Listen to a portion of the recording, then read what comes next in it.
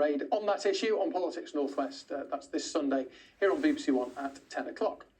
Now, if you'd had 5 heart attacks in 5 hours and then spent 7 years on a machine to help keep your heart going, you might think about taking it easier. I certainly would. That is exactly what happened to Kevin Brookbank from Lancashire. But after a career in printing, Kevin's now studying to be a multimedia journalist at the University of Central Lancashire. Andy Gill's been to see him today and, who knows, maybe pass on a few tips. Broadcast journalism students at UCLan in Preston this afternoon, all in their 20s. All except Kevin Brookbank at the sound desk. He's 64. 10 years ago, he had 5 heart attacks while working for a printing press firm, and the efforts of a colleague to stop him falling saved his life. Now, I was 15 stone at the time, and he's 15 stone. He fell right on top of me. I'd gone, I was dead. And he fell on top of me, bang, and brought me back to life. Kevin recovered, but the heart attacks had badly affected his health. But it totally destroyed the left side of my heart. And I didn't know all this information at that time. But all I know is that when I tried to walk, I couldn't walk more than 25 metres. I was severely out of breath. I had to sit down. Kevin spent 7 years on a machine with a battery pack outside his body that kept his heart pumping. And he was on the transplant list. While he waited, he studied and got onto the multimedia course at Preston. But he had to do some of his studying while in hospital.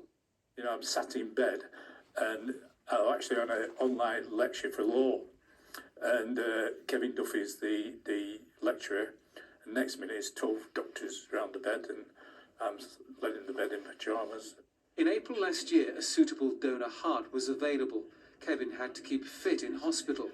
After he'd had the transplant, they had to keep him in a coma for several weeks because the donor heart was initially too big for his body. And the coma drugs also affected his health. He couldn't walk, talk or eat normally for several weeks. Do you feel lucky? I spent my whole life down Greenbank Street. I was born below this building and I'm now studying in this building. So I honestly feel there's a spiritual connection. There's some guiding force that's brought me back to my birth home in a way. You know, I feel there's a reason why I'm here. And I feel from...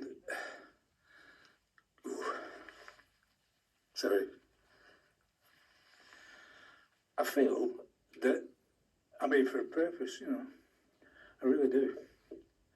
And that's what keeps me going. And hopefully I'll pass the course and somebody will offer me a job, you know. Hopefully. You can have my job. Andy Gill, BBC Northwest Tonight, Preston. He thinks he's joking. Wish Kevin all the very, very best. Right, there's now less than 6 months to go until Liverpool hosts Eurovision on behalf of Ukraine, of course, with millions of people watching the contest around the world.